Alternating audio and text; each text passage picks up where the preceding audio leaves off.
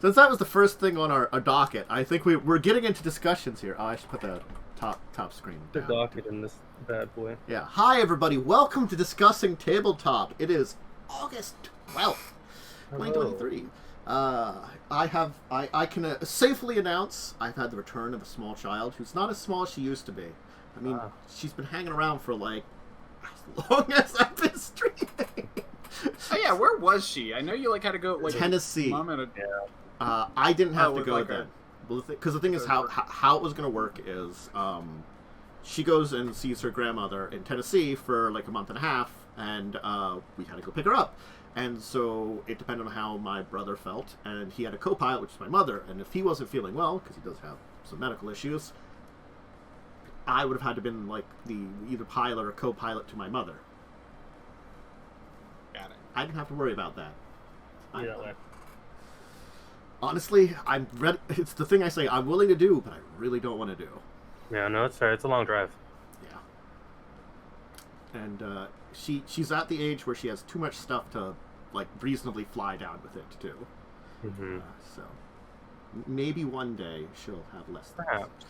But yes, we got a cool docket today, and we were actually getting into one of the topics here, which is the first look discussions of Baldur's Gate 3, because it is out now. Momo, you've played a bunch of hours of it. Worm, you streamed some of it today already, and I've talked about streaming it. And I have seen some stuff on it. You know, I basically have seen most of the like prequel on the ship part of stuff. Mm-hmm. You know, You've seen the prologue. Yeah, the prologue. I've kind of stopped where the ship crashes, basically, in the prologue. You know? Yeah. I mean, that's basically where I stopped too. I'm like a little bit past that.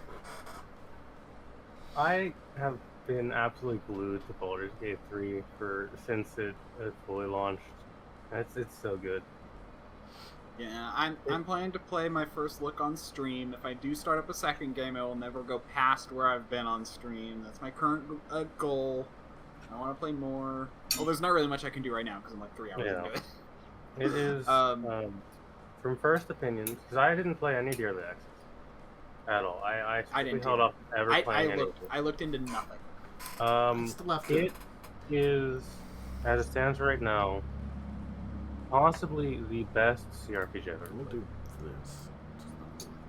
played. For me, it surpasses Baldur's Gate 2, in my opinion, which is high praise, because Baldur's Gate 2 is amazing. I never finished Baldur's Gate 1 or 2. I basically got through, like, I think the first chapter of both. Fair. It is an old game, so it's harder to get into these days. Yeah. But, yeah, no, I like it. I'm kind of... What was I going to ask about? Background. Yeah, like, so... Yeah, because there's, like, a bunch of different backgrounds, and I was kind of curious because, like, I mean...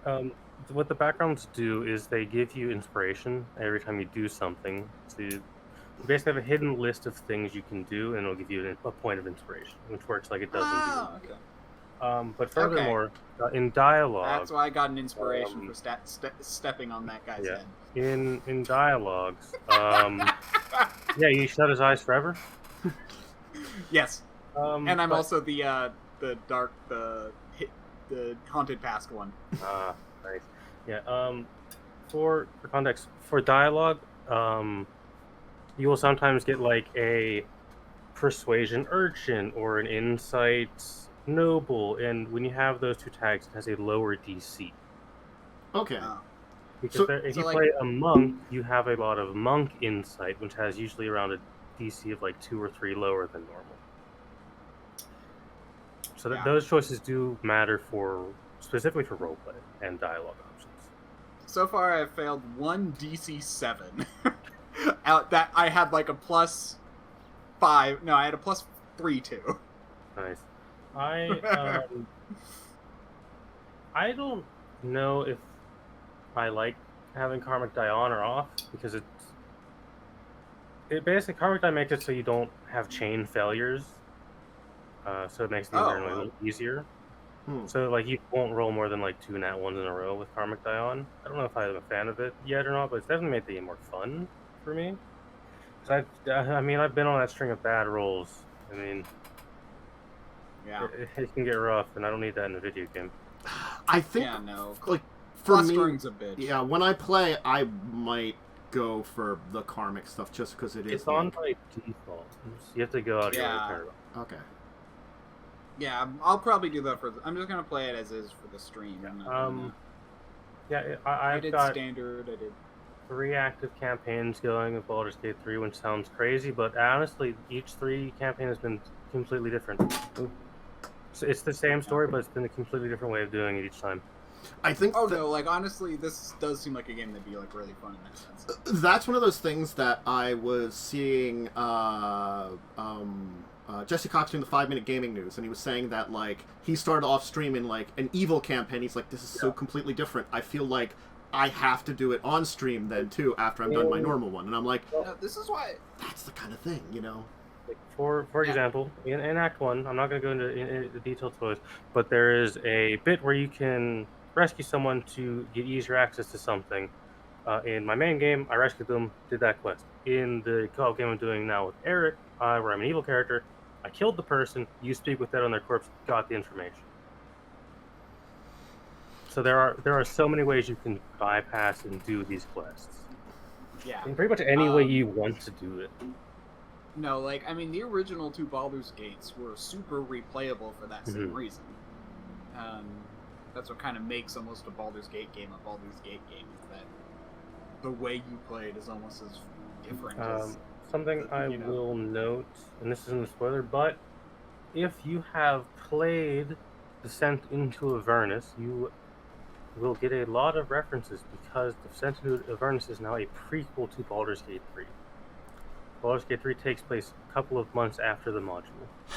Crap, that's like the one I'm least familiar with. So there are some stories that you might not get immediately unless you have played Descent into Avernus. The game is very good at eventually explaining stuff through dialogue. I mean, that's good. Dentist, run it. I'll be your player. I actually intend to run Descent into Avernus in a couple months.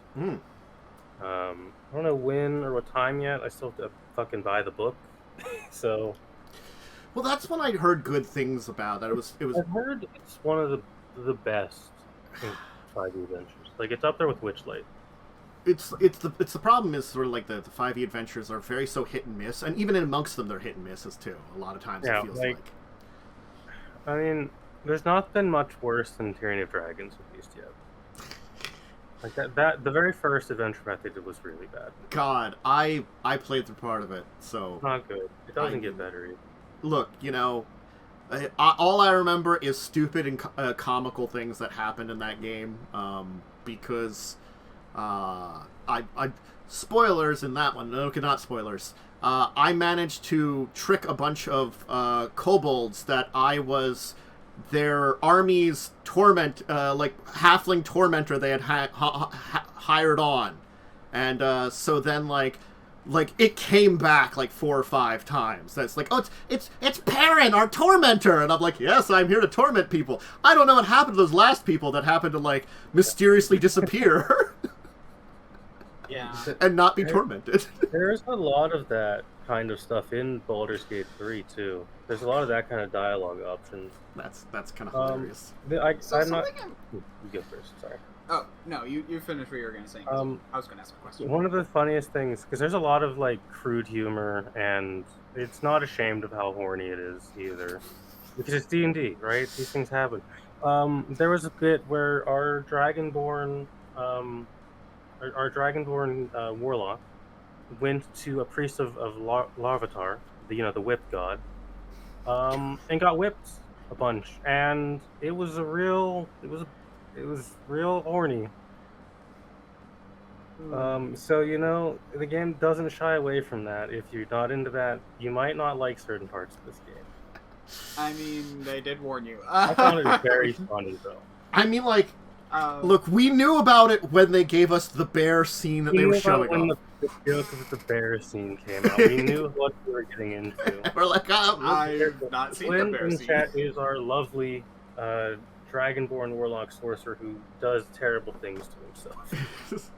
It's. I think before the pre-release there was like a trailer that they came out with, and one of them was man laying with bear. Yeah, it is the Panel from Hell presentation. They did a joke between two characters, and this scene is I think is actually in the game of the druid banging Asterion, and then cutting away and a squirrel cartoonishly dropping an acorn and its jaw becoming agape in shock. Right, so it is genuinely just a funny game. It knows what D&D players find funny. Oh, that scene. Okay, I Google searched bear it. scene. Okay, I saw that. Yeah. Yeah. I actually didn't know what that was from when I saw it because I just saw that so much discourse because people don't know what D&D is. Yeah. Yeah, but what was I gonna ask? Well, first I was gonna ask something. Oh yeah, you said this has made you want to add things to the way you run D&D. Yeah. There's a thing to do with weapons. Where certain weapons just have certain abilities, like a greatsword can cleave, quarterstaff can topple and trip people. I would love to find a way to balance that for normal 5e because that is what weapons are missing in my opinion. That would make martials more fun to play. Oh yeah, I mean they're kind of doing that in 5e.5. They're half doing it. Yeah, but they're also you only do it with one weapon at a time for some reason. Yeah, it's hard to explain, but because spears get a charge attack and you can gore people with certain weapons. It's awesome. Yeah, I thought you were gonna talk about how because you got the whole dip. You can dip weapons in something nearby. Weapons in elemental pool, you can dip weapons in fire and make them a fire weapon. Shoving is just a default action you can do. Shoving is a bonus action. You can, if you have enough strength, you can run up to small creatures, pick them up, and throw them. Yeah, I didn't think of. That makes sense. We've done so much lately in co-op I've become addicted to throwing people. So if there's a small enemy, I will just run up, right click, throw, and throw them off the cliff. I hear this and I'm also just I'm yes, this would be so fun to implement somehow, and it's it is video gaming, yes, but this is the problem is also that feels like stuff people would do in actual combat. There's a fight where you're it's that trope of you're two boats side by side dueling. I Misty stepped onto the other boat and just picked up Dwergar, toss off boat. Dwergar, toss off boat. And that's totally things players would do.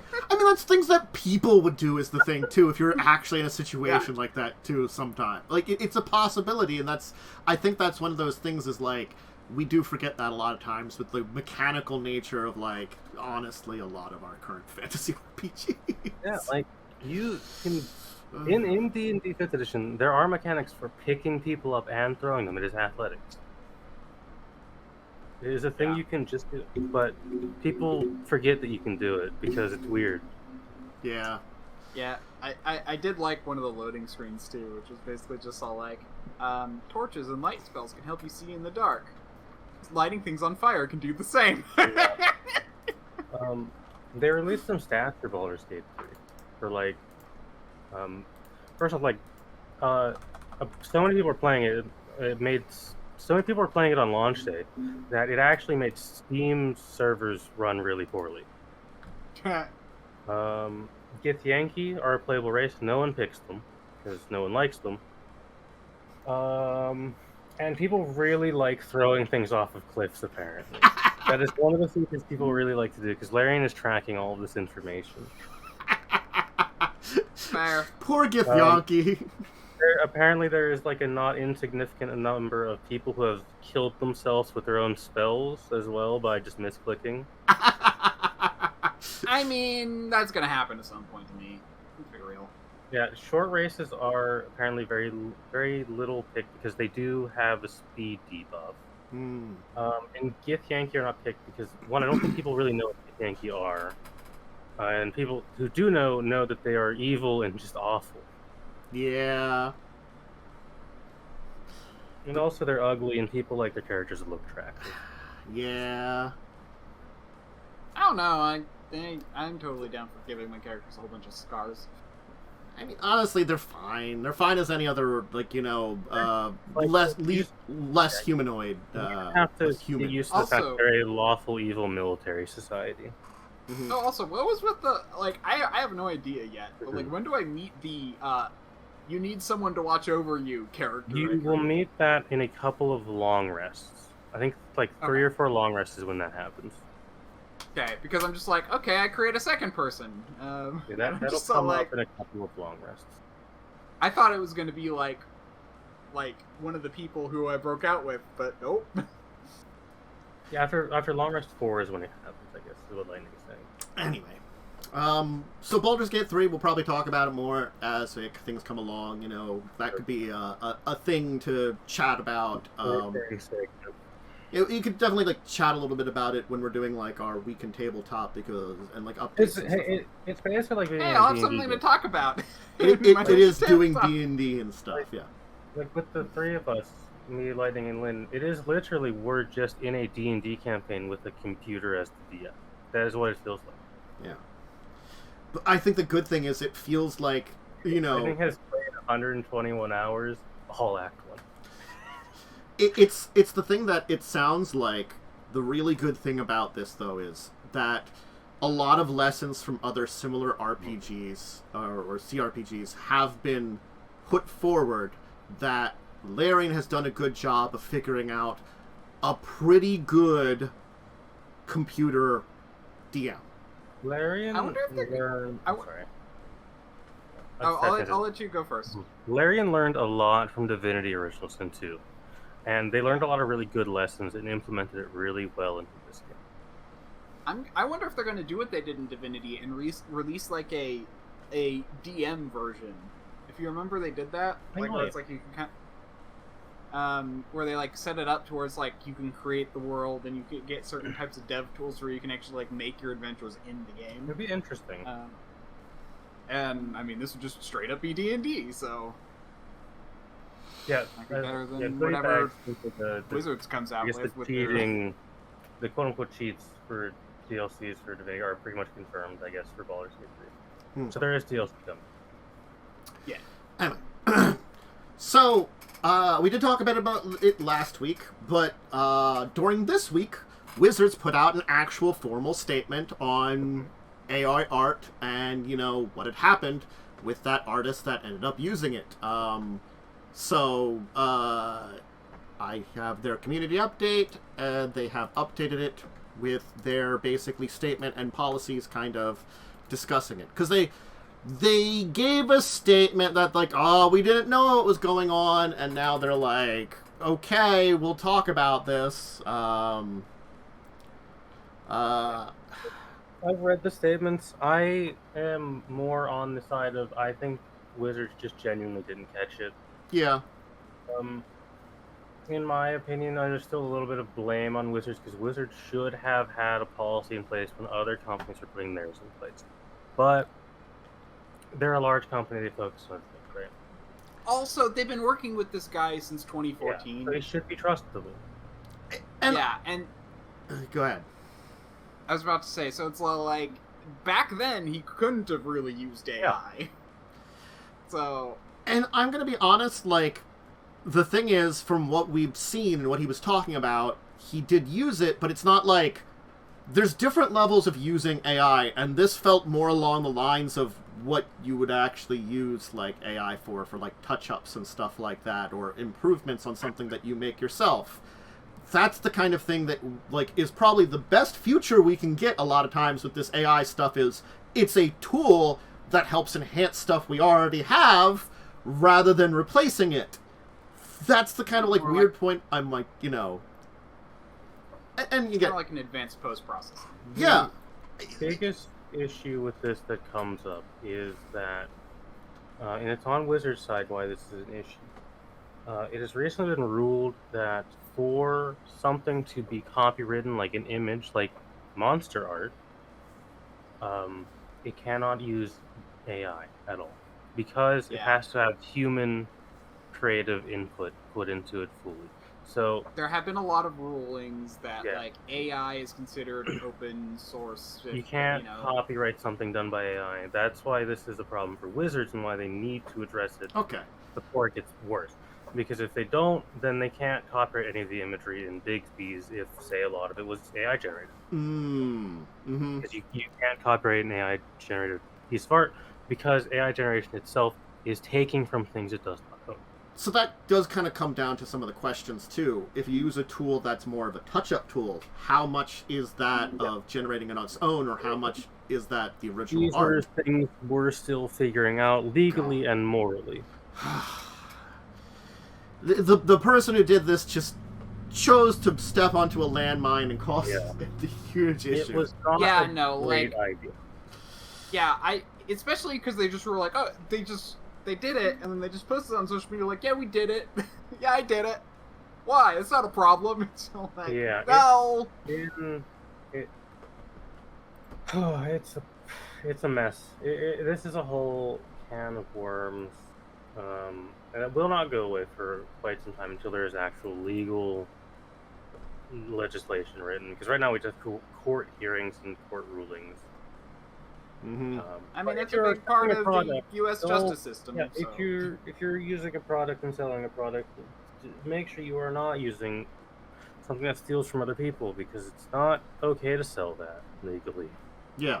Like, currently, I would say, if you want to dabble in this stuff, it's not like a terrible thing to do it just for fun and stuff like that. Just don't sell something on this. I'm not going to judge you if you're using it for non-commercial purposes. Yeah. Yeah. I mean, that's all I use it for. I'm one of those people who mostly use it to get inspiration because I'm not going to judge for that, because you're not selling a product. You're not doing anything like that. Yeah. So, again, it's not very, inspirationally creative. I'm very good at working with something gives it to me. I can understand that. Like, I've gotten a lot of inspiration from random things that I encounter. Like, I'll play a video game, and then somewhere down the line, I'll use some aspect of that in, something. And, I've had people make jokes about, a game where, it felt like an amalgam of, 27 different things, but they could, list them off. And I'm like, yeah, okay, maybe you can hint at, I've taken inspiration from 27 different pieces of media. Wrong with taking inspiration. It's combined them into something new, entirely different. It's transformative at that point. Yeah. Yeah. So, anyway, they have their statement out. If you want to see it up on their community update, I put the link. That's what they're saying about it. We can talk about something that's a little less, a little nicer and just, more charity driven. And it's, hey, we've got another, Pathfinder Paizo Humble Bundle. Woo. But this one's, their Tales of Pathfinder, so this is the novels. These are the Pathfinder books, which are actually pretty good. Yeah. I've read a few of them. I would put them on par in terms of quality with the Salvador books. Okay. Forgotten. So they are genuinely very good. That's the sad thing. I'm kind of both, hate to say, and also I'm yeah, Salvador does a good job. I'd like to bust on him for. We like to shit on Forgotten Realms, but the books for Forgotten Realms are genuinely very well written. Yeah, and it links there, but I'll also put the link for the Humble in there because you can click on it just to get both of them. So I mean that's good. Again, it's some of those things is we have definitely had a lot of mixed quality and RPG books.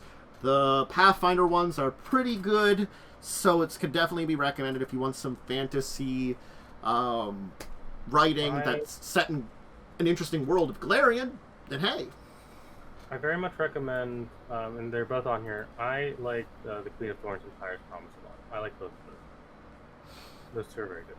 I haven't read Reign of Stars yet, and I have Stalking the Beast somewhere in my home. And that is saved for later. Okay. And it's only $30 or $25 for 41 books. Yeah, no, I saw that, and I'm buy now. Mm-hmm. It's a good chunk of books, a good chunk of reading, and that's it's not again. Pretty good suggested product I can throw out there. So if you're interested in seeing it, and checking it out. It is up now for that. Honestly, half the time, this show makes me want to buy things. So I find interesting things, and then I chat about them a lot of times. That's kind of been my modus operandi, is try to look for the most interesting things. Let me see if I can get all right, so I can link I'm trying to look for a more formal link other than like at Walmart. I've got a Porygon article Polygon article about it. Because I saw this on a different tabletop news website, and I thought to talk about it because it is a thing that is got some popularity. The Cobra Kai, that was kind of like the weird. Would it be like? Where did it was originally on? Streaming service. Cobra Kai is a television show because you can consider a television show because you can watch it on your TV on Netflix. Okay, so that's where we consider it now. Cobra Kai when I watched it. Because where did it originally start at? I thought it was like on Cobra YouTube or something. I don't know, but it's like a sequel to Karate Kid, right? Yeah, it's a sequel to Karate Kid. Yeah. Anyway. Also, you've been playing too much Pokemon Go to say. That's just me. Look, it's this not. Is what it's like to talk to Tantus on a daily basis. It is actually like me talking to. I mean, I know it that. It is a Pokemon reference. You've been playing a lot of Pokemon Go. I always play a lot of Pokemon Go. Man always plays Pokemon Go. It's like it's the addiction I don't have to pay a lot for. It's cheaper than Magic cards. Fucking that's not hard though. Not nowadays. That's true. I think something's cheaper than Warhammer. It obviously is. Yeah. At this point, I'm pretty sure drug habits are cheaper than Magic and Warhammer. You're not wrong. Anyway, so yes, there's Asmodee is doing a Cobra Kai Road to Victory. It's a board game based on the Netflix As It Is Now series. It might have been Netflix to begin with. It's card drafting, dice rolling mechanics for 2 to 4 players, and in a karate tournament. So it's basically that entire thing that it's always been for the Karate Kid / Cobra Kai universe. I only see the first Karate Kid movie. Mm-hmm. I feel like it's the only one worth watching. Yeah, they did make a lot of those Karate Kid movies. You can find Netflix, but you can watch it on Netflix Prime Video app. It's not on Prime.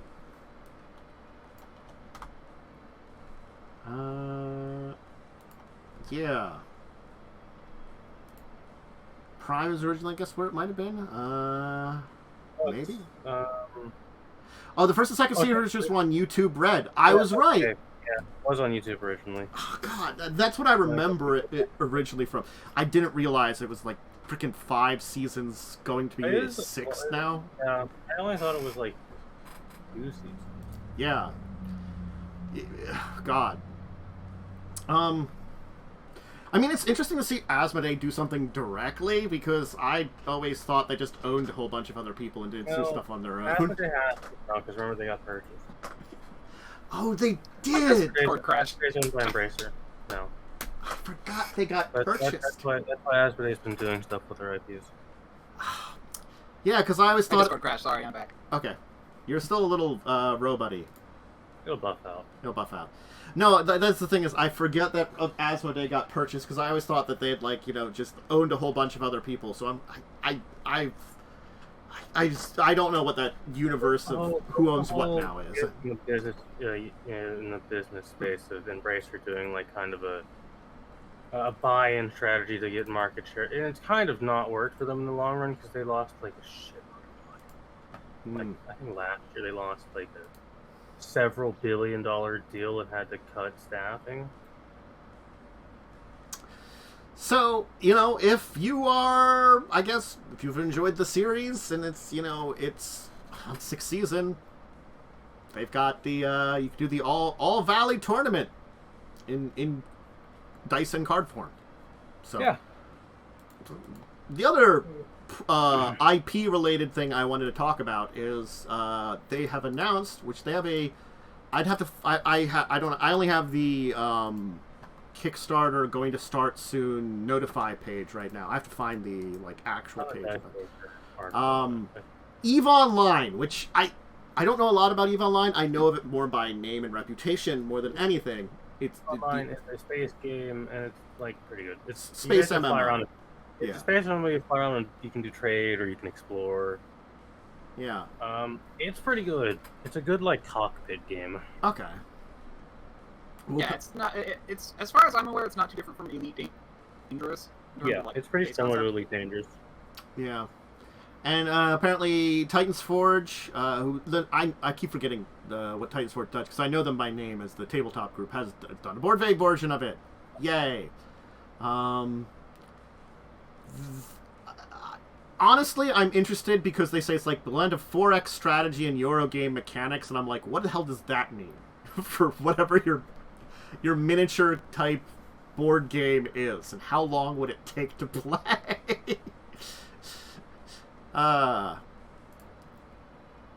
Discord alive? Sure is. I mean, I don't get some trouble. It'll buff out maybe. I hope it'll just buff out. Am I still robot-y? You're still a robot-y. I'm leaving the call and rejoining. Yeah. Save that 50. I might help. Let me see if I can. Okay. Hopefully that fixed. Oh, a lot better. Yeah, okay, Discord is being done. Yeah, Discord. I mean, I'm not surprised. It crashed. It just crashed. Yeah. Discord just crashed on me, so. Isn't doing that. I restarted it. I was robot-y. Oh, here it is. I found another link for it. The on the EVE Online actual web page. They've got. Yeah, I've played a lot of EVE Online. Played a little bit. But it's a cool game. Yeah. Kickstarter's not starting for a while though. But... Yeah, it's okay. According to the internet, a 4X strategy game is a mixture of turn-based and real-time strategy games, so it could be either. And it generally involves an empire building with an emphasis upon economic and technological development. Yeah. So I guess Age of Empires would be a 4X game.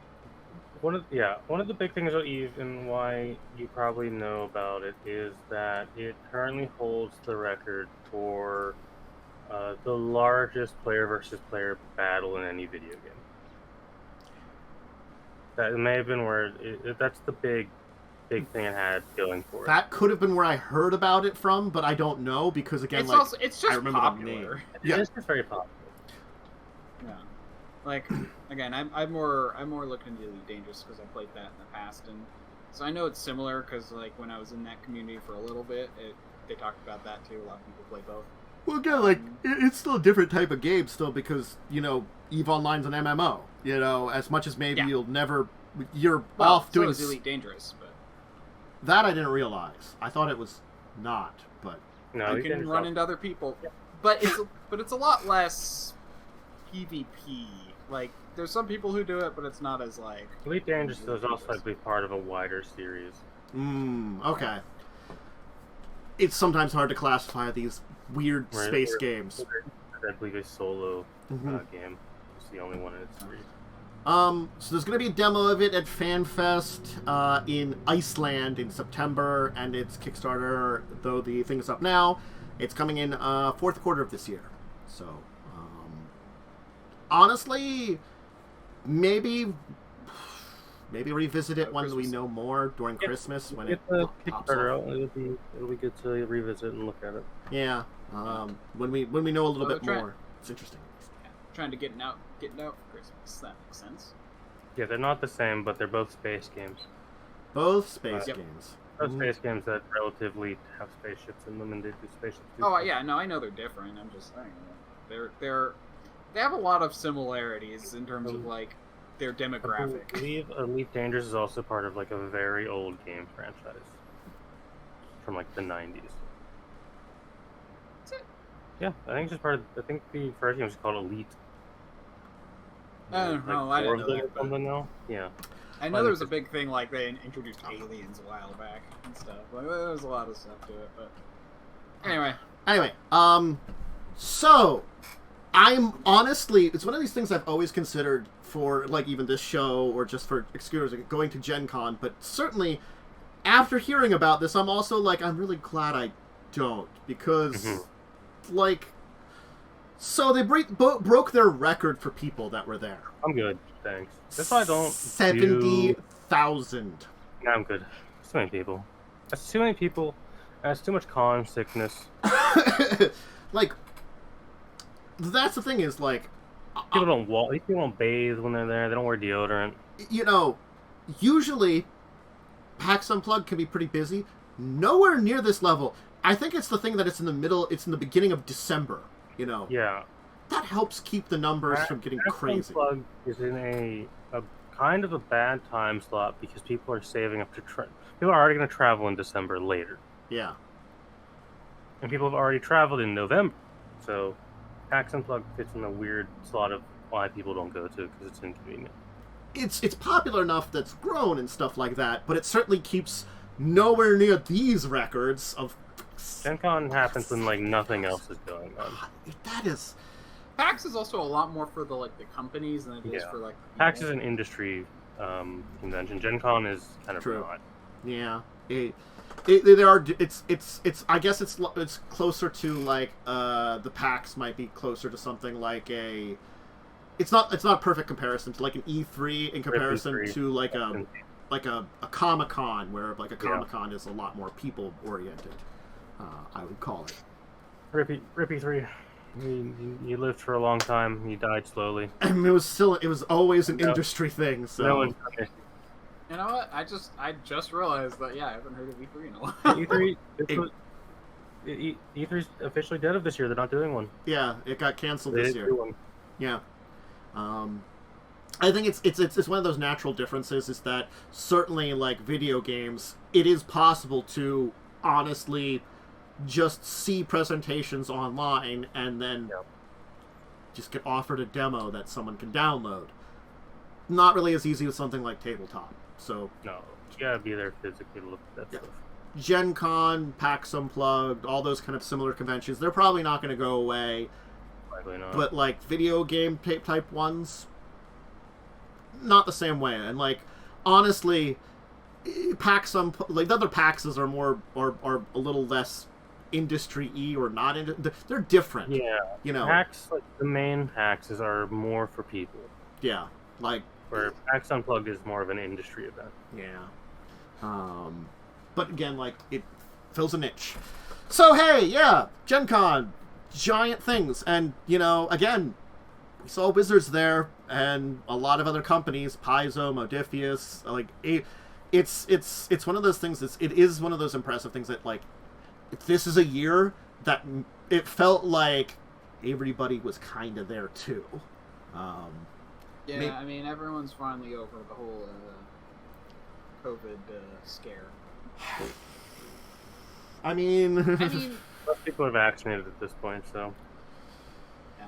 It's the unfortunate thing that, you know, it's technically not over. People are still dying from it, and still problems. But it's there. But if you take the proper precautions and most people wear masks, get your vaccinations, you'll be fine. Yeah. Also, it's become a lot less deadly. Like now, the numbers are honestly more on par with like the flu, which it's still pretty bad.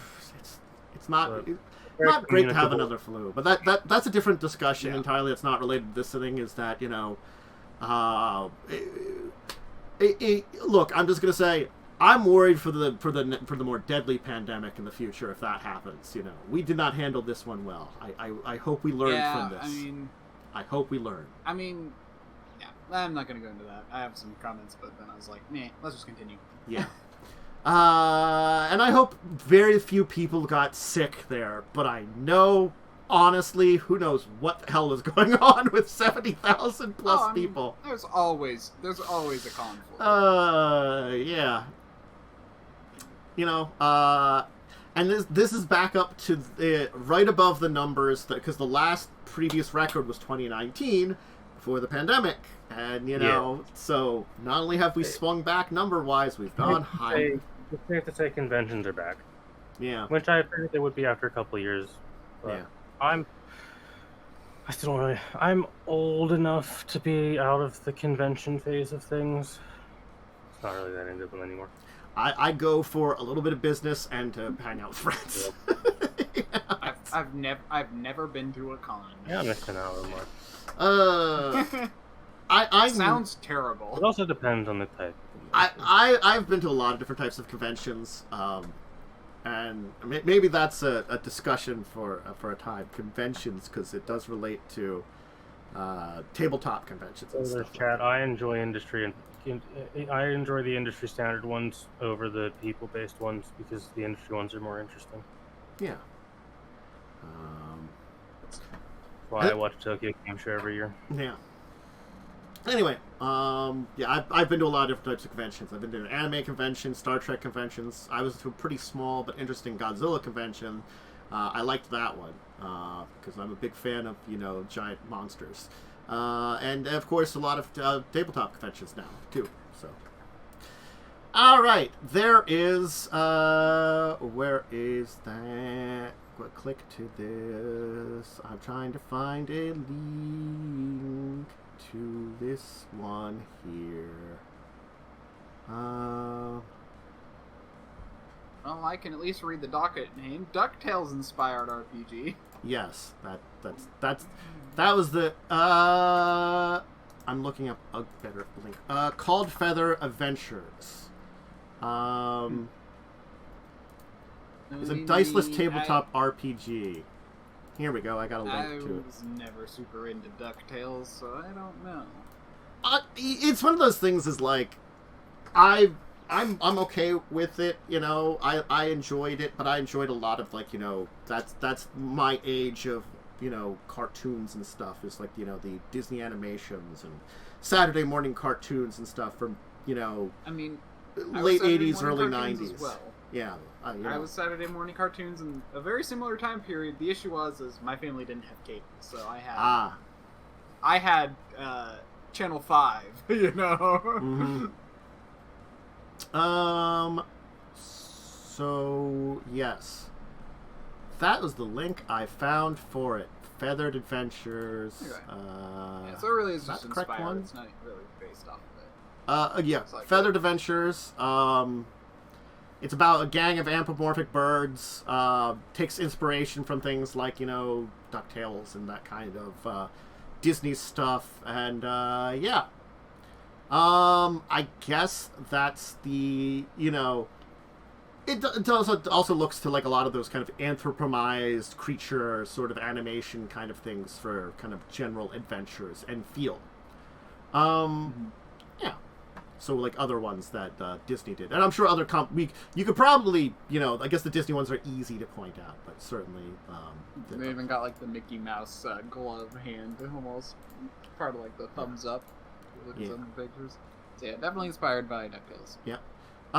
It's made to be played with or without a GM for 3 to 6 players, for basically one-shots that were 1 to 2 hours, or slightly longer campaigns. So it's meant to be not a super in-depth type game, maybe a couple of sessions or one session kind of things.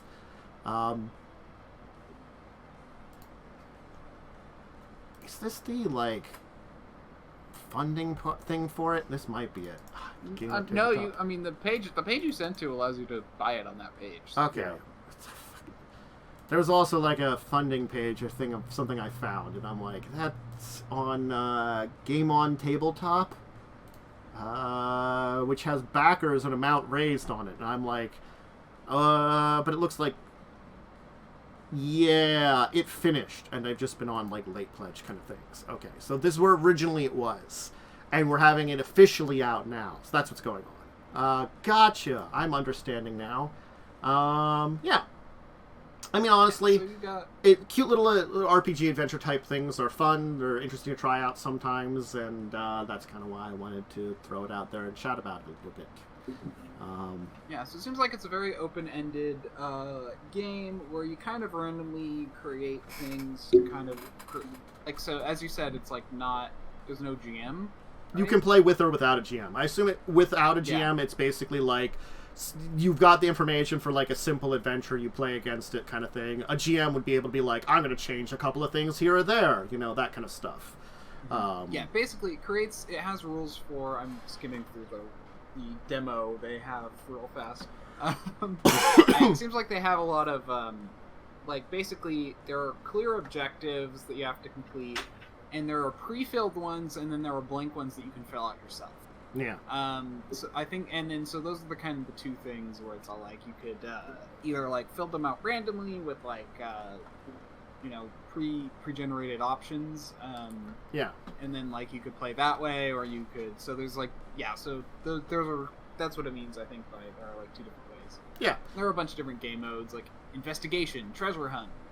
Yeah, no, fancy party. It's meant to be like, small, fun, just chill kind of time. And honestly, I don't mind that type of RPG. I don't know if this is the preferred one for everybody out there, but hey, you know what? If you're looking for chill time, it's not a terrible thing to take a look at and see if it is interesting. Now... All right. Great way to test. To end today's news, I've got a article that I will throw out here because it's something going on. It's on one of the news sites that I've got, Dicebreakers. I throw the article out here for people to see.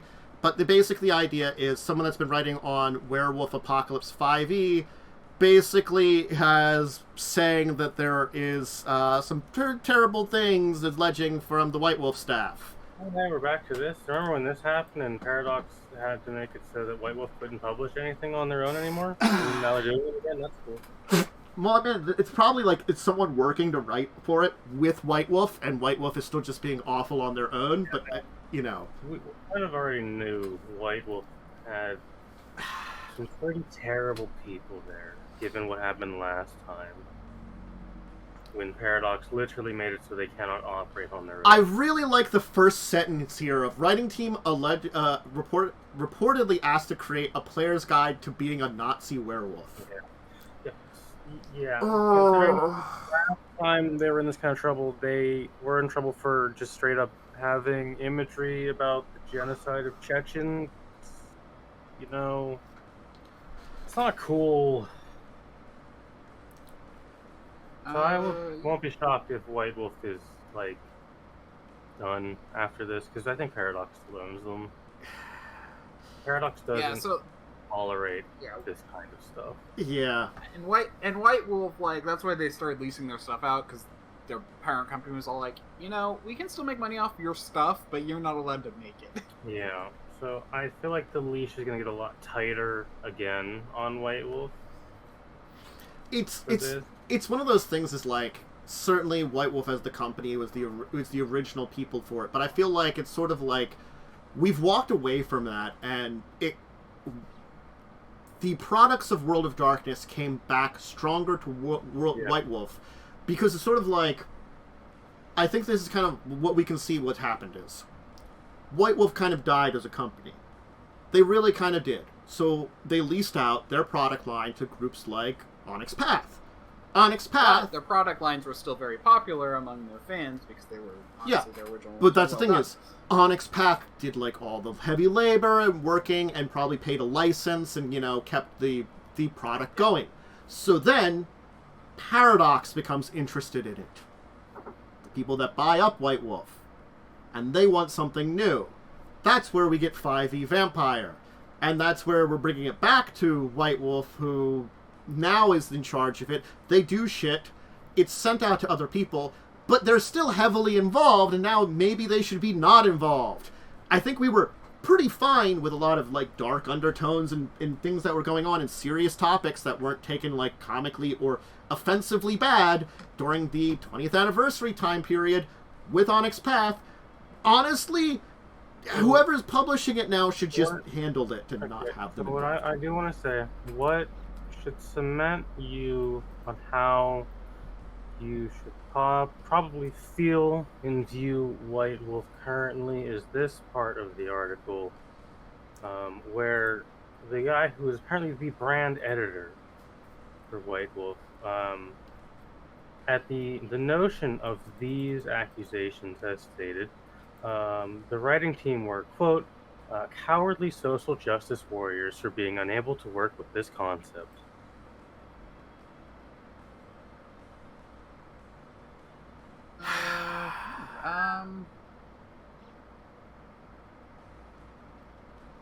You know, this is the kind of thing that, like... There are ways to address hard topics without just... I'm not going to read into this article, because this article is very heavy. But the editor also allegedly refused, basically to tone down the anti-Native American stuff and apparently allegedly use savages as a descriptor for entire tribes. Yeah, so this is what White Wolf is like. This is why Paradox tightened the leash so hard before. So I won't be surprised if White Wolf is done after this. And it's the sad thing that, like, I can't say if this is like, because the thing is, like, I from seeing stuff in the old days, you know, I don't think this would have been around. So it's sort of like, it had to have been, like, in the last 2 decades, some form of change of management, and the ones that took over are kind of awful. Yeah. I wonder who's there left over from there might be people left over from the original, but again, like, voices like this drown out a lot of stuff. And they might, and again, like, maybe it's just these people were always there and they didn't have a majority voice. Who knows? But we're hearing it now, and it's not great sounding. It's more that a culture within a company is, like, something that can really stick around. Because, like, obviously, even if it's, like, bought out, if that company doesn't, like, do a real big overhaul, which often will destroy the company anyway, it basically just recycles the company and keeps the name anyway. And if they don't do that, then there's the likelihood of a... Anyway, but yeah, no, it's just, that can stick around. Well, so, yeah, no. You know, it's the thing is that Werewolf in particular is, like, hits on, like, a lot of things like indigenous people and Native Americans and stuff like that with a lot of their ways because of, honestly, a lot of the way that the lore is built to it. So you can't not find some respect for that. You know, it's sort of like... based around animism. Yeah. Again, like, I would say, like, because it's come up with me talking about stuff with Shadowrun and its history. Old Shadowrun books kind of feel like they're trying for being respectful, but it's like late 80s, early 90s respectful for, like, Native Americans and stuff like that, because they are major group. They were not heavy-handed. Like, Shadowrun's not heavy-handed about it, but they still use terminology that's common that has been determined to be not, you know, it's like, okay, they've improved getting into the later editions, but you look at those early editions and you're like, I know you did this you weren't trying to be disrespectful at the time, but you really kind of were heavy-handed a little bit in some of these ways, you know? Subtlety was not a thing in the old days, you know? We learned. We got better, and I feel like... apparently we didn't. This is one of those cases where we didn't, you know? I don't know. We'll see what happens with Paradox. Yeah, and they might just tighten the leash and have some heavier oversight. I mean, this guy's probably. I mean, saying stuff like that is not great. So this isn't just damaging White Wolf. This is damaging Paradox shareholders and stocks. Yeah, and I'm concerned what Werewolf 5e is going to be. You know, I guess it's going to be as poorly written as, especially stuff like this. Probably as hit or miss as Vampire 5e. Because remember, Vampire 5e came out with a whimper and had a lot of really bad lore stuff in it that was not okay. Mm-hmm. The Chechen thing. Even if you ignore the culturally sensitive things, I've always said that the 6e Vampire has had so many issues. You know, it's mechanically, I've complained about it. You know, that's the thing is, I felt like it changed the focus of the types of games it is. Story-wise, I felt like the story was just it was kind of stupid in a lot of ways, and I was worried about that. Now, it concerns me more because we have these type of people that have been in charge of it, and where are we at right now? Do we have to do a lot of rewriting and stuff? Because I really, you know, I do also like Werewolf and stuff. It's an interesting concepts a lot of the animalism and like all that kind of stuff like that. It's really neat stories that you can tell, and I feel terrible that we can't get a very interesting game without shit like this going on. I mean, we can, but it's also just like there's still shitty people. Yeah.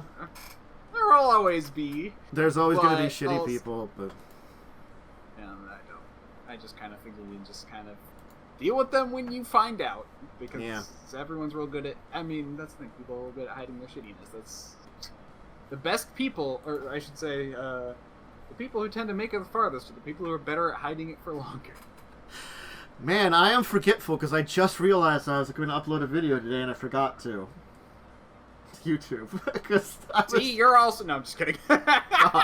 I'm just forgetful. I'm not going to finish that joke. I'm forgetful, and I confess to my not being able to pronounce anything ever. You show me a weird-looking word, I will pretend to be able to pronounce it. Anyway, but yeah, this is just... It's just... Even if you disagree with stuff like this, it's kind of like... There's still... You still have to, like... do things to... You know, it's just... I don't know. It's just... It's hard for me to understand this kind of, like... Yeah. Especially when you're in a company that has to... I'm just trying to think of it from, like, a logical perspective, even. Like, there's no reason to be this way. There's reasonality. There's being reasonable and being unreasonable, and honestly, like, this is just unreasonable. Who the hell in the management of the company thought shit like this would work and be successful and be a great idea? And, like, why didn't someone be like, hey, sir, you know, this is going to piss a lot of people off and lose us money. You know, I'm sorry, as asshole-ish and racist and terrible as a lot of people could be, you know, as soon as you kind of get into the bottom line, it shuts a lot of them up. Not all of them, but it's, you know, and it helps. I mean, anyway. There's a difference between having an opinion and being an asshole, is really what I probably conclude with. True. Alright, so...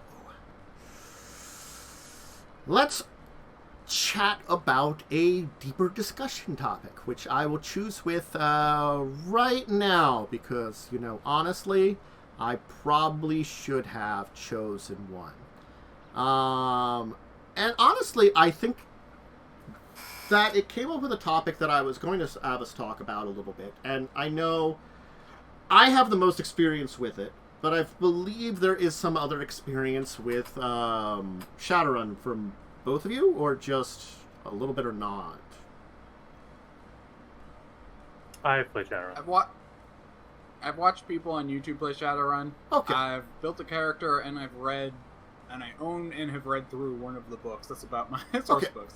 I wanted to have it as a topic because it is a system that has had a lot of evolution, and honestly, it is a system that, if we point it out, hits up a lot of topics. It's not a.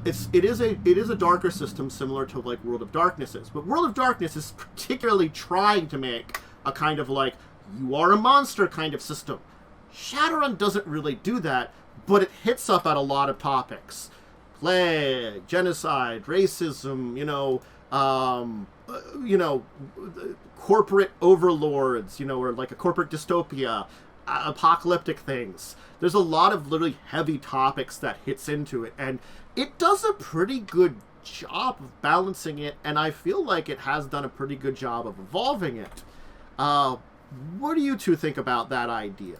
I don't remember enough about Shadowrun though. Okay. It has been many years. Okay. That's a reasonable thing. It has Durgans in it. I mean, that is an accurate thing. Yeah, but I mean, it's kind of in terms of like, if we want, so we're talking about kind of just how, honestly, I think what's good about it is that it does... It's kind of... Sorry, now I'm just trying to think about it from the perspective of kind of spun. What you're trying to get your brain sorted. Yeah. Oriented, yeah. Yeah. I think it's got, like... I mean, it hits a lot on things which are... And I think part of the popularity is that there is a lot of, like, corporate dystopia that, you know, people kind of perceive as the future, you know? Well... So, there's It does a lot of also other good things that I think... Well, I wouldn't say good things, but displays things that are probably very negative or hard topics in a well way. Like, you know, we can take the entire thing with, like, you know, with how they displayed and talked about their history with Native Americans in that game.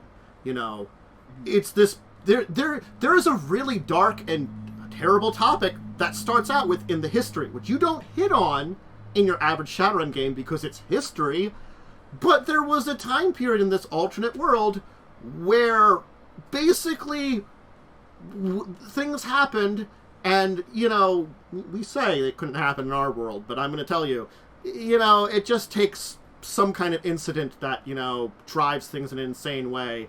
Look at what happened along the lines of things with, like, 9/11 and a lot of how, you know, Muslims were treated. Native Americans were blamed for a lot of stuff, and you know where some of them ended up in? Things that were basically concentration camps.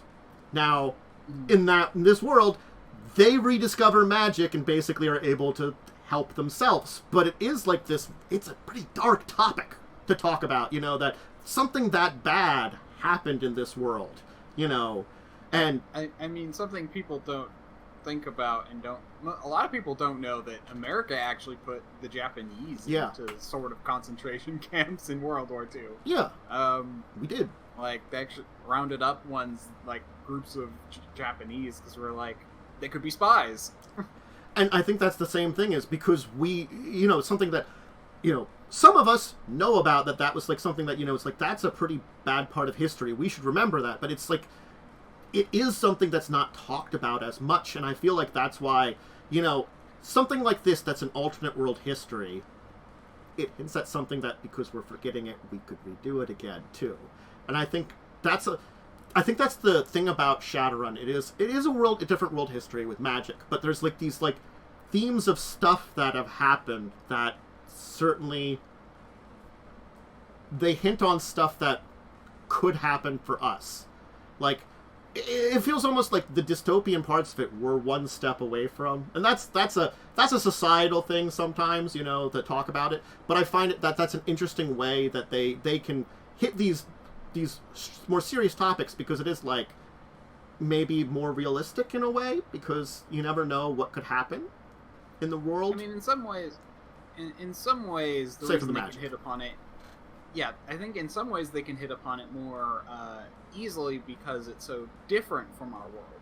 Yeah, I guess that's true. I would say that, like, see, like, that's kind of the thing. If someone said, like, oh yeah, in 2024 we went out and America went out and committed, you know, genocide against Russians or something, you know, it's like, I mean, it's kind of a hard sell, but if you say, okay, magic is now involved, and these people are feared because of magic, yeah, okay, you know, like, that's, so, it's a way to kind of bring a topic to a forefront without having to stretch without having to stretch opinions too far. Yeah, suspension of disbelief too far. And I think it's some of those things that, like, you know, there are very heavy-handed topics certainly that are in there that we can kind of, like, look at them being there, and it is a thing that often echoes some things that, like, you know, happen a lot of times in society, or places in society, and we like to think, you know, we're always evolving beyond things, but there's just certain stuff that's humans that just bubbles below the surface, and it's a game which, you know, I think does a really good job. humanist? Is that what it is? By being also not humanist too? I guess because all the, metatypes are technically human. Genetically they're mostly human or something. I don't know. Well, that's actually another point, is that it can kind of address racism without having to, settle to actual races. It now creates these new races that it can now... is that, again, it's a way to address a topic without having to be too... without having to get into taboo as much, by creating your own scenarios. It's because, as much as there's a lot of these topics and the concepts that kind of have to be that really should be talked about, it's hard to talk about sometimes in society because it's people talk about themselves. Well, yeah, if you put something in this other text that's like a step away from reality, it makes it easier to talk about and easier to have as a topic, I guess. Is that the we can... It's the same kind of thing that I think there are other products out there that have darker topics or stuff like that and handle them in ways that makes it that we can have adult conversations, I guess is the way to say it, and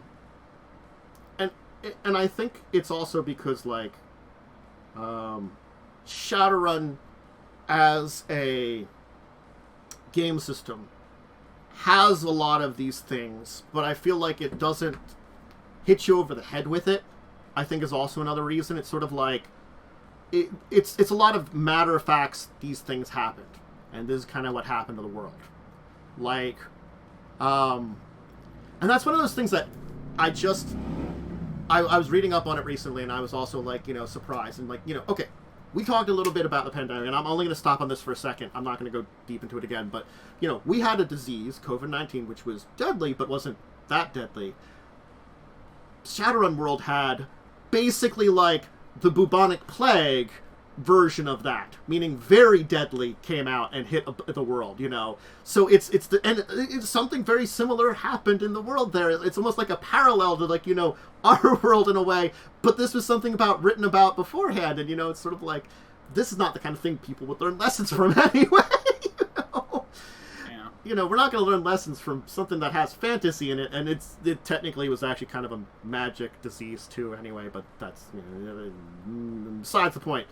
I do want to say, this talk does remind me about a fun, and I looked it up right now, a fun quote from an Assyrian clay tablet in 2800 BC, which says, "Our earth is degenerate in these latter days. There are signs that the world is speedily coming to an end. Bribery and corruption are common. Children no longer obey their parents. Every man wants to write a book, and the end of the world is evidently approaching." I think it does harken into that there have been problems that we as a people have always had and probably always going to have. And, it's we talk about solving problems. It's probably I don't think we'll solve problems enough to survive to the next thing. And I think that's one of those things is a good thing about humans. And it's very, I always hope for our future that we might screw things up, probably not enough to get rid of all of us. That's a different topic too. Yeah, we humans can... that's my opinion, is I'm kind of more pessimistic in that. I'm just humans will always be effed up. And I think in RPGs like Shadowrun, kind of, and World of Darkness to a degree, do kind of hit that on the head. Although I actually think Shadowrun's World of Darkness is more the darker sides, where Shadowrun's more corruption, which is a lot more human in some ways. I think that's the thing too, is Shadowrun's a lot of stuff that's a lot more human. A lot of the things that they hint on, we as a society, certainly have huge influence from corporations, and that's a discussion of a thing that, it's a thing that's there. It takes it to an extreme. Blaming one group. They take it to extreme. Their version of, what they display as racism because of the different metatypes. It's, gosh darn orcs and trolls, that kind of thing. That's a little bit more of an extreme, and I feel like that's something that they take a lot, is they kind of take these topics and go a little bit more extreme in ways that it doesn't make them comical, but it makes it stand out in such a way that maybe can think about it in a more constructive way and reflect upon it without getting as connected with it as sometimes these topics can with us as a society, you know? It maybe takes you a step back or something. In some ways, I would say part of it is that they don't take it too far. Everything they do is, or their world is actually, in a sense, believable, which is, I think, almost the most interesting part of it. Yeah. Yeah, I think that's what it is. It's a step farther than, you know, where we are, but not too far of a step. They walk a fine line. Maybe that's what it is. They found a fine line in a lot of these topics that make it work very well. And, you know, and there are a lot of, you know, what is people, what is humans, who should be like in this. There's a lot of these questions that do float around, and honestly, most of them really don't occur to the average player. You know, you can get some of these ideas in a game, but usually they're like sort of just there, and, you know, it's almost as if like they have a lot of the darker ideas that float around when you like read up on stuff and you understand the world and the lore, but I think they also do it well because if I'm playing in Shadowrun, I'm just an average person in this world, you know? I gotta do it's you play it as you're an average person just dealing with this crap, you know? It's there. Well, in some ways, you're actually. Well, yeah. Yeah. You're a little bit more elite. You're a little, yeah. Average person's the person who has their 9 to 5. That's you know, just trying to stare at their desk when a gunfight's going on behind them. it's like there's an extraction for like the like a manager. You're like, that's not my thing. I'm not related to that. I'm not being kidnapped. Nope. I don't have an important job. That guy over there, he knows some things. He's the one getting kidnapped, not me. I'll be right here. Just don't. No, stray bullets, okay. Explosions, all right, you know. Magical firebolts, just I'm here. Yeah, and in a sense, that's what makes Shadowrun so interesting, is there is that background of normalcy to it. Yeah.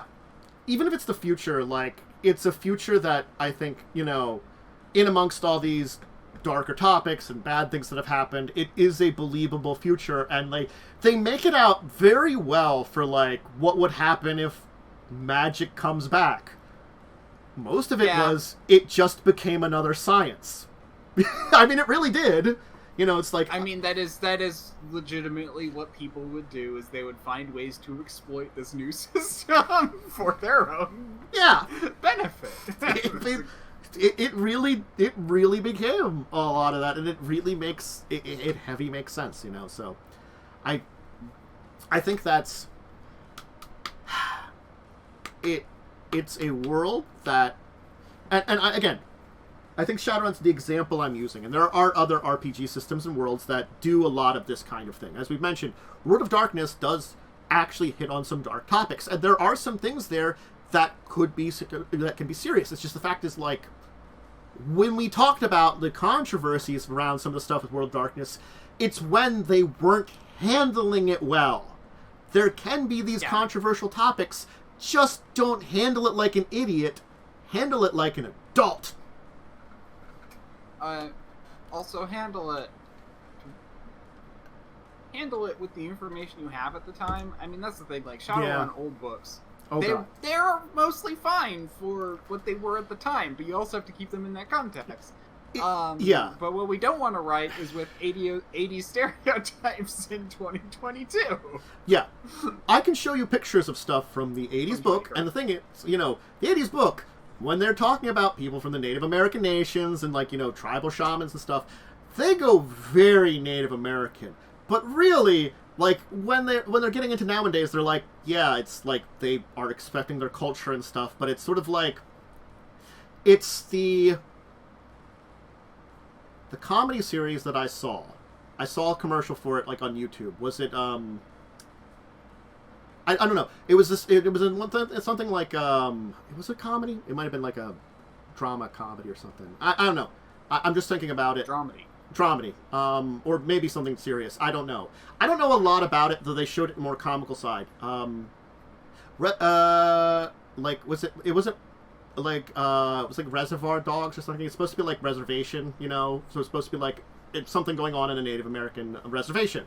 And there's one guy that's like dressed like, very traditionally, and everybody else, was kind of like joking about him because, it's a modern world.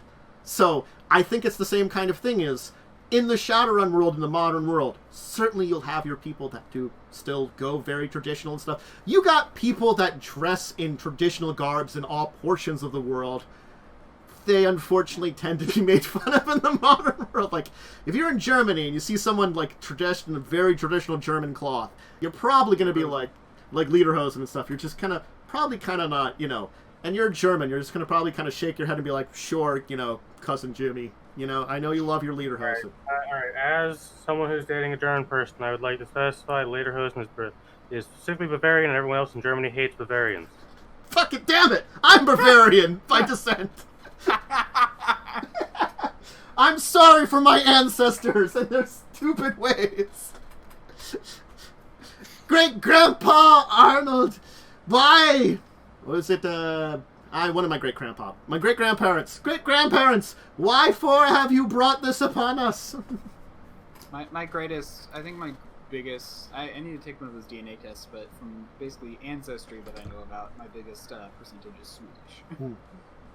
My dad's side is 100% German. All four of his great-grandparents, all four of my great-grandparents, all four of his grandparents immigrated from Germany. Different times, but, Yeah.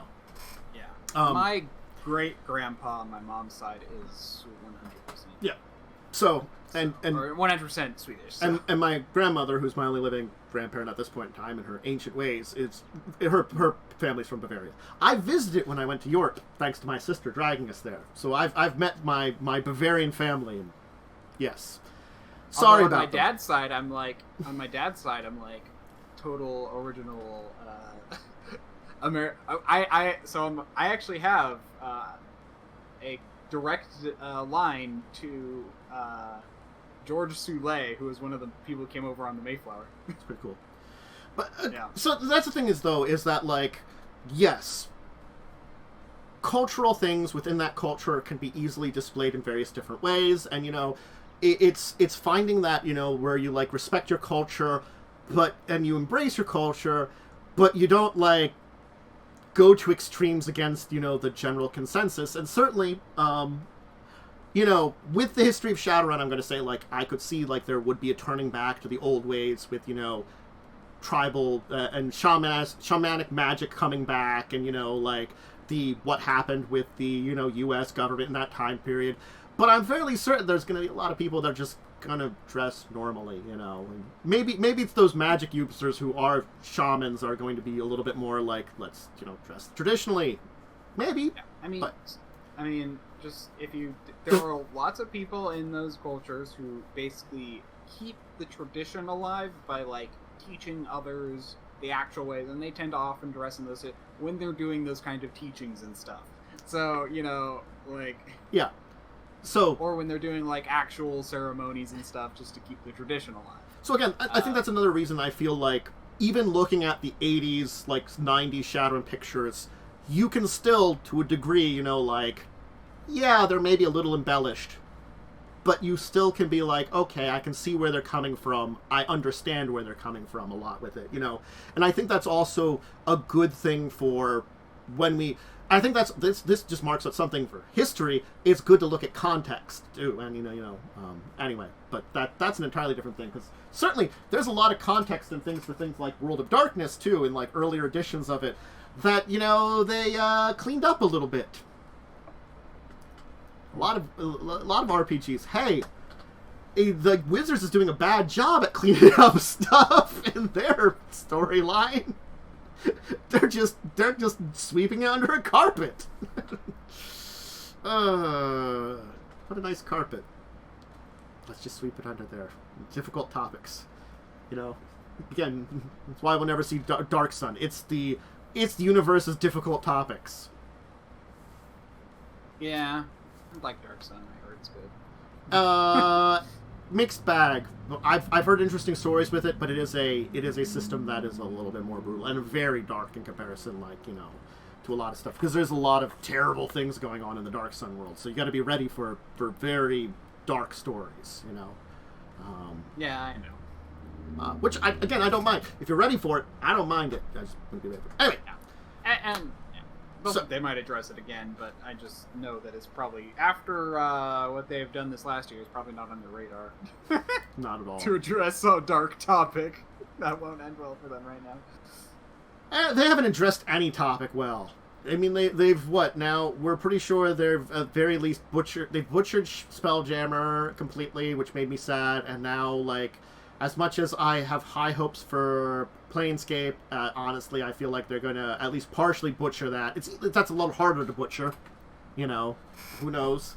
Their cosmology is weird now. Anyway, that's enough for today on that topic. I think it was a good one to kind of chat a little bit about, you know, because it does a little bit of a sensitive topic, but it's fun to try. But you sometimes can address. We're using those sometimes. Yeah, we're using the veneer of what Shadowrun is to talk about some of these sensitive topics, and maybe chatting a little bit about sensitive topics in general might be a thing to do in the future too, because it is something that, unfortunately, there are stories and games that it can come up with a lot more obviously, and you know, figuring out where, you know, you stand with it in your ways, and maybe ways of doing it that you don't have to necessarily. It's using a sensitive topic in a right way, and also not like in figuring out what's appropriate to people. That's a different topic. I don't know if we've talked about it. Anyway. I mean, realistically, there's also the line where there's always going to be someone who's offended if you bring up anything. There's defined lines that we all walk in ways that, you know, there are things to talk about that are always sensitive. I guess let's talk about our week in gaming then, you know. Did anybody do anything on Sunday? Big Baldur's Gate 3. Was last week the week when I made a character where we talked about that? We talked about the character creation. We talked about that because it was 2 weeks ago, technically. Because we talked about it a little bit last week with making adventure making with Joe. I made a rabbit druid for that. I made a owl wizard. I'll probably make something at some point in time. Whenever he confirms a time and a place, you know. And yeah, he has to. He also has to get another person, right? Or I think he wants at least one more person. He's got like 4 now, including me, and so. Yeah, if you include you, it's 4 because it's you, Cell, me, and Mo. Yeah, and I think he wants 5. He was saying. Yeah, I think maybe. Also, anyway. Cell has said nothing about what character he wants to play. I'm very generalized. I might like ask what everybody's playing once, you know, we're getting ready and be like, I'll do this and fill some kind of role. Honestly, figure out a character that fills a generalized one. Anyway, did anybody do anything on Monday? No. Okay. Tuesday? No. I did Tuesday. I ran Lost Mines again. I ran a session Lost Mines. They went and killed some orc people, and because I'm not using Faerun for this setting, we're using like a new setting, which we were building together, which is all about planar connections. I introduced the gnome from Faerun to the party. So Faerun canonically now exists in our multiverse because I wanted to make lightning upset. Which makes Earth real in the multiverse too. Earth was already real in the multiverse. We had an Earth bill. They met a gnome paladin of Tyr, who suspiciously lost his oath at level 2 before he had it because it was my original Baldur's Gate 3 character. It's real already, Earth. But they killed some ogres and learned that their plane is being invaded by the Wizards of Thay. Damn red wizards! God damn it! I've had entire adventures with going against those goddamn people. They're always so weirdly evil. Closest thing I've come to doing anything is I'm just like building up a world right now that I plan to run maybe on a stream game. at some point. Hey, world building is a good thing. I call it Broken Stars. Ooh. I had my Wednesday where in Buccaneers, you defeated an admiral and none of your enemies rolled well at all. I don't think I rolled higher than a 10 for any enemy. Did not roll. The highest roll was a 20. I think like saves I did well. Saves, you did well on saves. So funnily enough, it wouldn't have mattered. So using that spell I told. I know, but like, just really badly. Yeah. I haven't checked your folks' characters in like 5 levels. Yeah. And I'm really reflecting upon it now because I'm like, we are a powerful party. When the higher level buffed admiral character with not using rapid shot or deadly aim has to roll a 17 to hit someone. That's level 13 Pathfinder characters.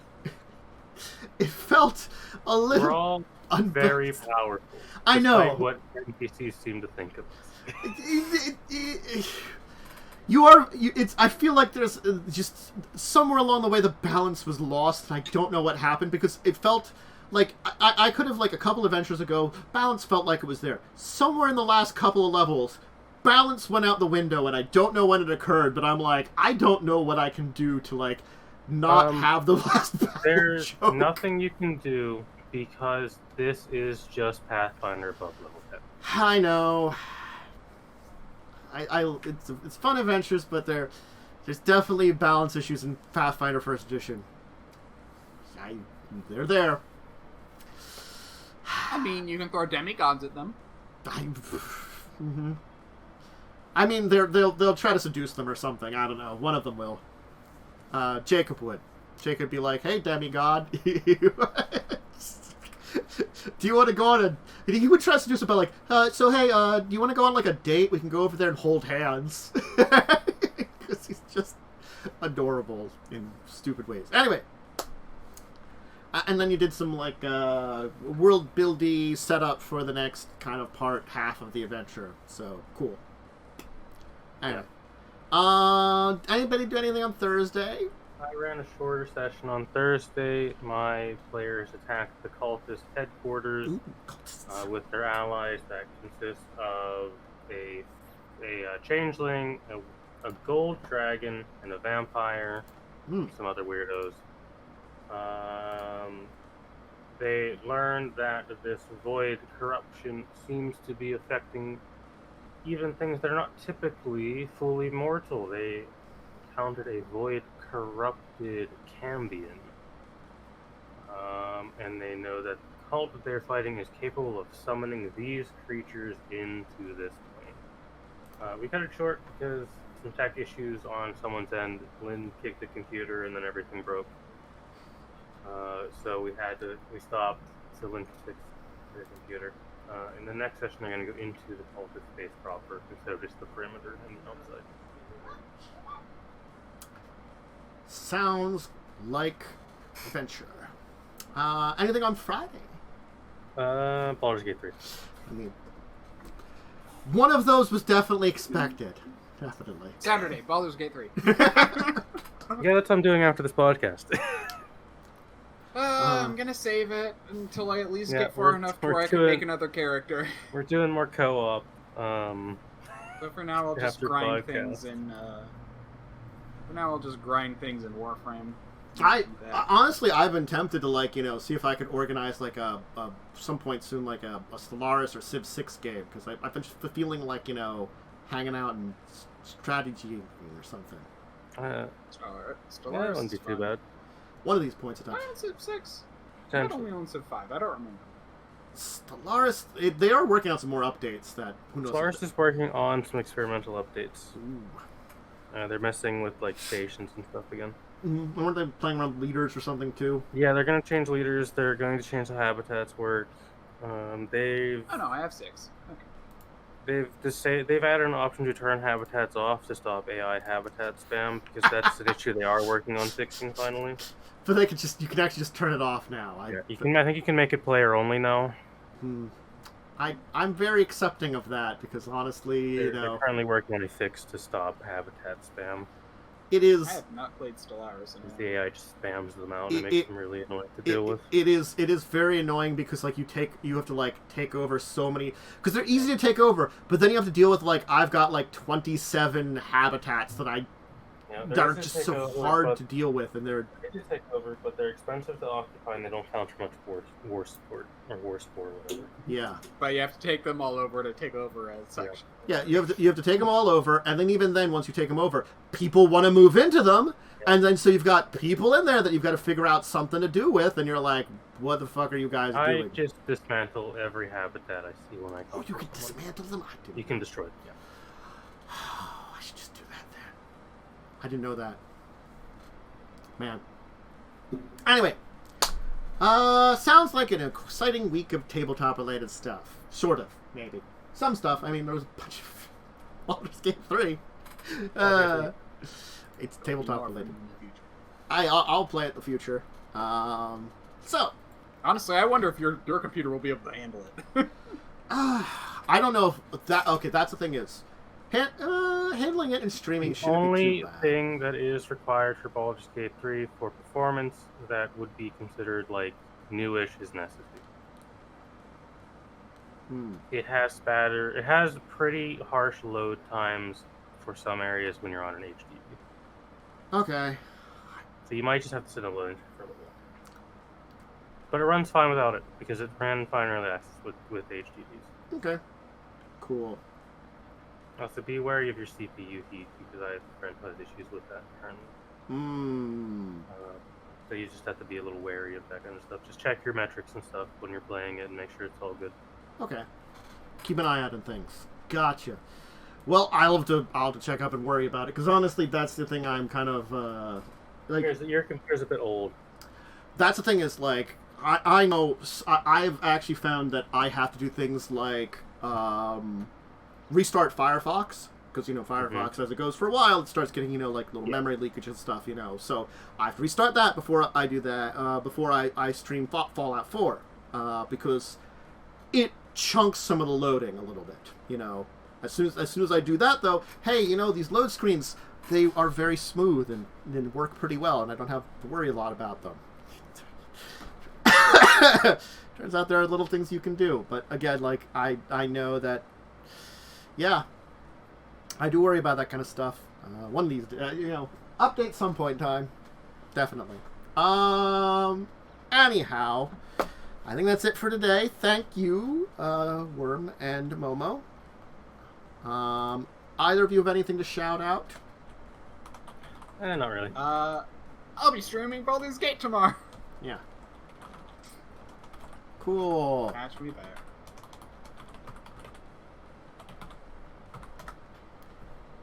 Damn it. How'd I misspell it? There we go. Now I didn't misspell it. I don't know how I misspelled it the first time.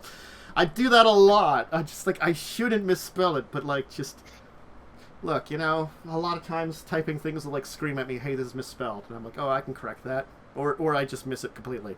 A lot of times, too. Hey, myself, I'll be back on Monday. Current plans for the week is I am going to do, because I rolled on my Wheel O randomizers, Adventures of Link again. We're going to try another run of that. Maybe a little more difficult. I'll tweak around with some of the settings, see if that's a fun thing to do again. I had a good time the first time, maybe so. I'll take a look at the settings. That's on the plan, but I might change it, if, again, I'm going to take a look at the settings and see how, tweaking them can make for another more interesting run or not. There's a lot of the same old, for the randomizer there. I'm not going to do it. And then I'm going to do Little Witch on Wednesday. We'll do some more of that. I might do a little bit of more off-stream to farm up some of the items and stuff to speed that up a little bit, so we just do story stuff and things like that. And then Fallout 4 on Friday, and then Tabletop on Tuesday, Thursday, Saturday. Just get some Tabletop every weekend here. Make sure to check us out, 6 p.m. EST. Buccaneers Shackled Sea every Wednesday at 9 o'clock. Always check out things over on the YouTube side. So Twitch or YouTube, both are great places. Give your various follows, subscriptions, etc., on those places to give your support. And if you're looking for my random brain farts and information, Discord and the website formerly known as Twitter are great places, with links below to those places where I give schedule and random thoughts sometimes, depending on the day. All right. I think that's all the shout-outs I give for my stuff at the top of the head. I gave you people shout-outs. We talked about all the things. I think that's everything, unless I'm forgetting major stuff, which I totally could be. But I'm going to say, for now, farewell to all of you out there. Have yourselves a great day, and I shall see all of you probably Monday for myself, and check out Worm tomorrow. So until these times, farewell, everybody out there. Goodbye. Have a good rest of your Saturday.